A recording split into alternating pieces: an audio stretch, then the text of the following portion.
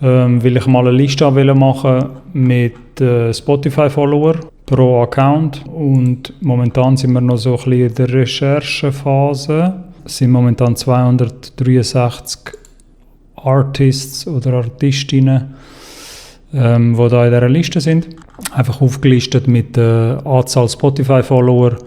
Dann gibt es da noch das Feld Popularity, wo wir irgendwann einmal thematisieren werden. Die Idee ist aber, dass das nachher täglich getrackt wird, dass wir dann wie so einen Zeitverlauf haben bei jedem von diesen Artists.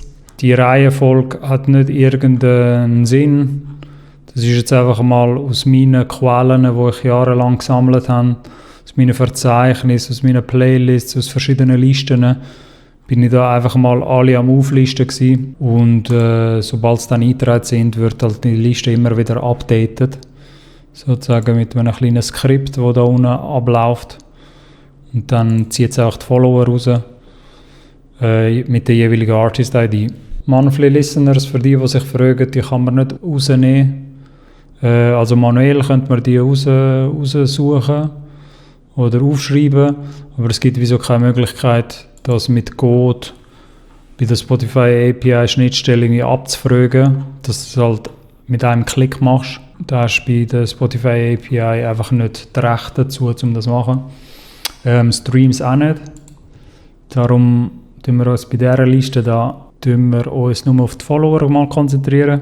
Finde ich ehrlicherweise aber auch der bessere Wert für gewisse Analysen, weil die Monthly Listeners, ja, die Sache ist, ansichtsmäßig stehen halt Monthly Listeners ganz gross zu oberst oben bei den Artist Pages, aber die Monthly Listeners sind so ein bisschen irreführend in gewissen Situationen, weil es halt wie die Playlist mit reinrechnet, wo gewisse Songs vielleicht drauf wären. Und ob das dann monatliche Hörer sind vom Artist an sich, weil das sind ja nicht Leute, Konsumenten, die halt dann auf Artist-Page gehen. So. Also die Definition von diesen monatlichen Hörerinnen und Hörern ist immer so ein bisschen shaky. So die Follower, die Spotify-Follower wiederum, das braucht meistens ein bisschen mehr Commitment, dass jemand wirklich auf Follow dort drückt. Also sprich, weitere Releases oder halt die Artist-Page wird weiterverfolgen. Das ist für mich so ein bisschen mehr der organischere Wert. Verändert sich halt auch nicht so stark, sage ich mal, bei den meisten Accounts, wie halt Monthly Listeners, die schnell mal irgendwie von 500 auf 1000 können kumpen, wenn du mal ein bisschen einen Song hast, der ein bisschen besser läuft.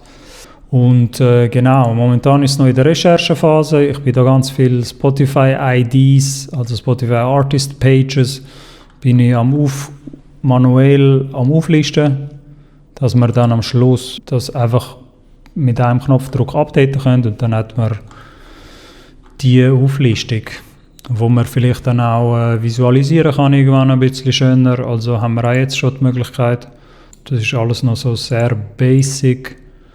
Aber man kann da zum Beispiel ein bisschen einfache Visualisierungen machen. Basically das, was die Artists selber in ihren Spotify Analytics sehen, kann ich da jetzt auf Knopfdruck irgendwie mit 300 Accounts machen oder je nachdem, wie viel ich da rein tue.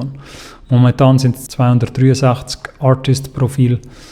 Und ja, wir geben heute sicher noch mal ein paar ein.